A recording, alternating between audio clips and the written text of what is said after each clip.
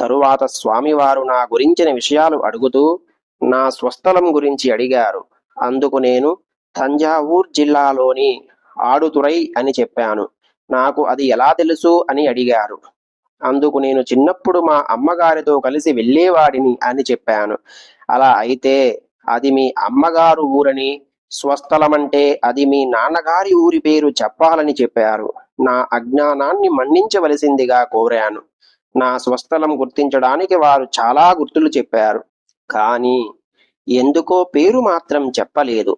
ఆ ఊళ్ళో మా తాతగారు ఒక దేవాలయం నిర్మించారని, అందులో ఆంజనేయ స్వామి వారి విగ్రహం ప్రతిష్ఠ లేక ఆలయంలో ఉందన్న ఈ విషయం మాత్రం ఖండితంగా చెప్పారు. నన్ను ఆ గ్రామాన్ని కనుగొని ఆలస్యం చేయకుండా ఆంజనేయ స్వామి విగ్రహాన్ని ఆగమ శాస్త్రం ప్రకారం ప్రతిష్ఠ చెయ్యవలసిందని ఆజ్ఞాపించారు స్వామివారు.